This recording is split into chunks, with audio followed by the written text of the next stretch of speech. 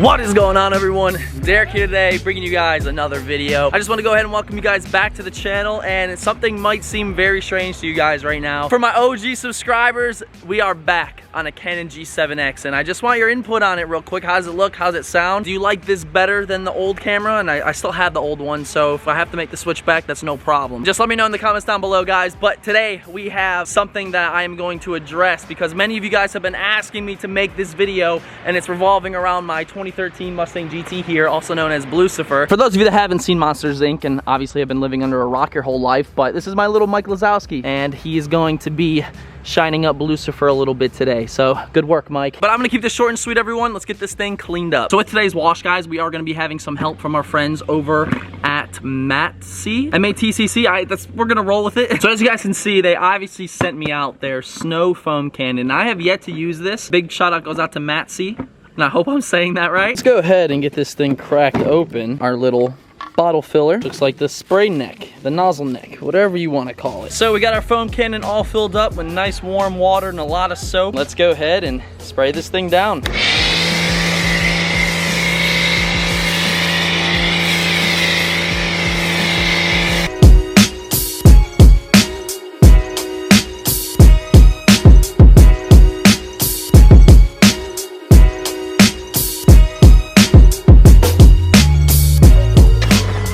We've been letting it soak for about 2 to 3 minutes now, and we're gonna let the soap do its job by pulling all the dirt. Give it a quick rinse off, and we'll be done. I would definitely like to say, though, this MATCC foam cannon did the job just right. If you guys are interested, head to the link in the description. We got some special offers running for you, and go get yourself one. And a huge shout out goes out to MATCC for sponsoring today's video. So now that we've gotten the car all cleaned off, I wanted to go ahead and make this video for you guys because I've been seeing it time and time again in the comment section in my videos that people want to know exactly what's done to this car. With the modifications I've done to this car, I've actually filmed nearly every single one of them. Throughout this video, guys, I'm going to go into a great amount of detail. It's going to be similar to the Mustang Madness videos I make, and if you guys haven't checked this out, go check them out. They're super fun to watch. But really quick, guys, before we actually jump right into that, do me a huge favor and go check me out on Instagram at DerekBaranProductions, and whenever you post a photo or anything like that, make sure you use hashtag DVP Squad, and you have a chance to win a shout out on each vlog. So make sure you go do that at DerekBaranProductions.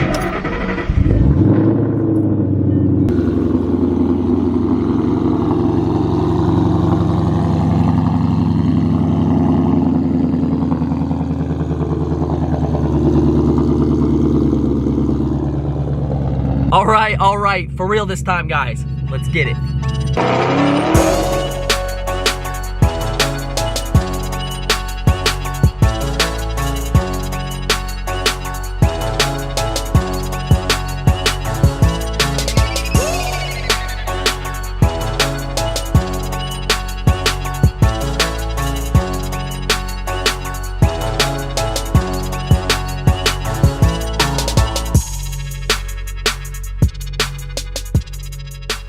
All right, so as you guys can tell, I got the car behind me, and I've been thinking that I might set this up kind of similar to the Mustang Madness series, as I mentioned. I'm thinking we're gonna start from the exterior, go into great detail about what I did and why I did that, and then we can obviously move into the interior and engine bay of the car. But first things first, guys, I say we go ahead and tackle the exterior, starting off with the front end. So just by looking at the front end of this car, guys, you can obviously tell we are not rocking the 1314 GT front end. What I have done, though, guys, is swap the 2013 and 2014 Shelby GT 500 front bumper onto this car. And with this front bumper, guys, you can obviously tell we have the upper grille, we have the lower grille. I did a little custom coyote badge there to remove the snake. Moving on from the upper and lower grille, you can clearly see that we do have the upper and lower lips installed here, and that gives it such a nice ground effect. Come to the side, we have the Diode Dynamics tinted markers. Moving on up, we have the headlights, which just simply have some anchor room tint. I don't know the percentage, but it's dark. I barely see at night. We are rocking the stock hood, but with the stock hood, I went and got these painted black. I just think,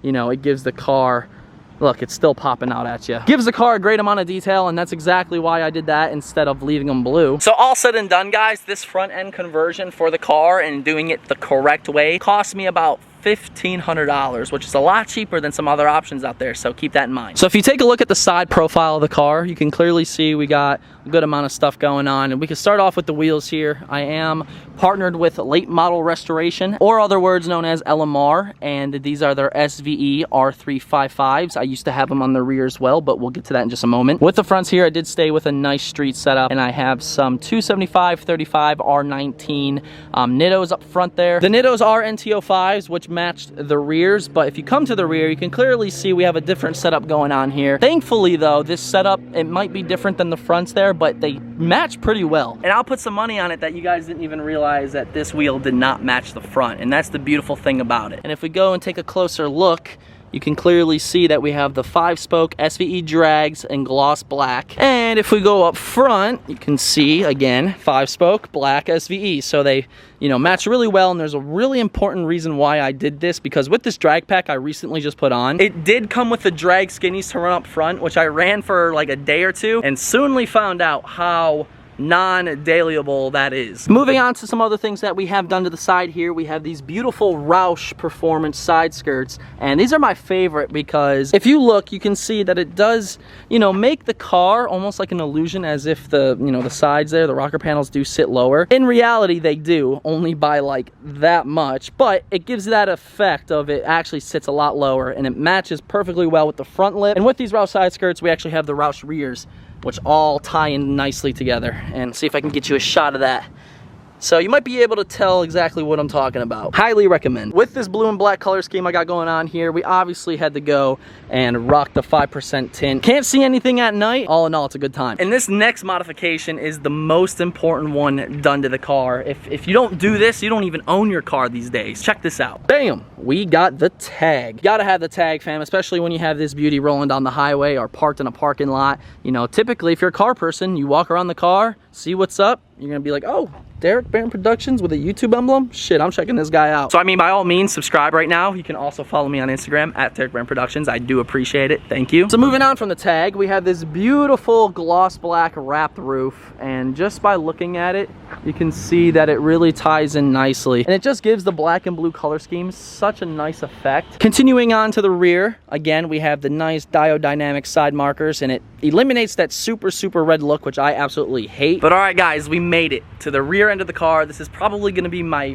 favorite part of this vehicle, just because I think I have it perfected. There's a lot of money in plastic on this thing, let me tell you, but let's dive into it. Starting off, guys, we have this replica GT500 spoiler, and this is by far one of my favorite spoilers they ever made for these cars. And I went a step further and had it match to the roof with this nice gloss black wrap right here. It just, you know, it just gives it that little detail. The little details are what counts. Then we have our third brake light here, just with some more anchor room tint, followed by the 1314 taillights with some more anchor room tint. With the blacked out taillights, I went ahead and got the RTR deck lid, but I took the RTR sticker off. I just think it's a much cleaner look. No offense to Vaughn whatsoever. But just by looking at, you know, the deck lid, the taillights, tell me that doesn't look awesome. One nice strip. And just below this deck lid, guys, we probably have the most rare Coyote Mustang part known to man. This is the RTR license plate surround. Yeah, go ahead, Google it right now, see if you can find one. RTR actually released these for a limited amount of time, and I want to say they retailed for like $200 on the dot. But if you go and find one of these now, like the condition mine's in, you're going to be paying top dollar, and that's exactly why I spent $450 on this thing. And yeah, it was a pretty sad day. It definitely had a knot in my stomach, but overall that knot is gone, and I freaking love it. You cannot beat that look. So moving on from this piece of plastic, guys, we're actually going to come down to the GT500 diffuser, and you need to run this diffuser on all 1314 GTs in order to run quad tips, and we'll go into that in just a moment. So if any of you guys plan on actually running this diffuser on your 1314 GT, just know you will have to remove the whole rear bumper and actually follow a cut line. Therefore, you can slap this on, use all the directed pins and things like that, and then you'll be good to run nice quad tips in a very fashionable way. And speaking about quad tips, guys, I went ahead and got myself some Corsa Extremes quads in black tips to follow the rest of the scheme of the car, and those are actually hard to come by. And one last thing before we wrap up this rear end, got the good old Lucifer tag, which I am very satisfied with, and this is why I think I have the S197 rear end completely figured out. Because look at that thing, man. It's perfect. Some other little odds and ends before we go into the interior of the car. I have this shorty antenna here that I think I got from LMR.com. So if you want to, you know, upgrade from that big, tall, skyscraper looking one, go ahead and get that. And we also have some mud flaps here. And since I am running a radial, these are going to be a bit more sticky. So save your friend's paint, buy some of those, put them on, deflect a lot of the rocks that your radials pick up. And I almost forgot this big detail. We have some paint matched Brembo 4-piston calipers here, which I highly recommend. If you're looking for a huge brake upgrade, go with the Brembos, and you can actually get them refurbished for about $100, I think. I actually got mine heat painted. I didn't get them powder coated, and I haven't had a problem with them yet. All you have to do, honestly, is get the correct rotors, obviously get the pads, get the Brembos themselves, and you can mount them up right to your stock lines, and boom, good to go. And that's exactly what I did. Overall, that's pretty much everything. Now it's time to hop into the interior, take a little look at that, and then on to, honestly, my favorite part is going to be the engine bay. So please excuse the mess. I haven't cleaned up the interior in a hot minute, which is definitely overdue. I guess we can go ahead and just start with the Recaros, guys. I got the nice 1314 leather Recaros in excellent shape, and this was the best $700 I spent. With the Recaros being my absolute favorite modification inside the car, I got it matched up with this beautiful GT350R replica wheel for the S197s. You can see it does have a nice flat bottom right here, which, you know, it just gives it that really sporty look. Some nice grips, got like the leather with the Alcantara, got the little red pinstripe right there, which I wish was grabber blue, but I'm not gonna complain. This steering wheel has no doubt been a 10 out of 10. I absolutely thoroughly enjoy driving the car with this. It just gets rid of that big old bulky ship wheel that the S197s come in. And the last modification we're gonna have when it comes to inside the car is gonna be my Barton short throw shifter with, you know, this little grabber blue shift ball that came with the car. I think the Barton does a wonderful job. The only complaint I do have about it is it's not a trans mount, meaning you don't have connecting rods that go to the trans to give it that extra stability. With that being said, I am going to be switching to an MGW race spec. I've just heard nothing but amazing reviews on the MGW race spec. Paired up with that twin disc Vengeance clutch I have, I think this thing's gonna move out. Speaking about moving out, here we go. This is my favorite part. But this is still relatively new to me, and I just got it done by VMP Performance, and we are looking at the VMP Gen 3R supercharger on my 5-liter Coyote motor. Now let me tell you guys, this thing is a freaking game changer. We went from 400 wheel naturally aspirated to 722 wheel horsepower. If that doesn't say enough, this thing is freaking crazy, guys. I have fallen in love with this car 20 times more ever since I got done my trip in Florida with VMP. And I know the supercharger takes up, you know, all the fame and glory underneath the hood, but let's go look at some other little details that I personally love. But with the blower, you can see that we're running VMP's 88mm pulley. We're not even close to the capabilities of that blower, and hopefully one day we will be. But moving on up to the left side here, we have that nice JLT catch can to catch all the bypass oil, and that's pretty self-explanatory. Then we come to the right side, we have this beautiful hydrocarbon JLT cold air intake, and then onto the two little personal favorites, we have, you know, the paint matched valve covers along with the paint matched VMP emblem on top. And standing back, you know, if you're at a car show or anything, that's how she sits, and I think it looks incredible. Other than that though, fam, I know there's a couple things we haven't mentioned. Thing number one being the exhaust. I am on stock headers. I do have a off-road X-pipe.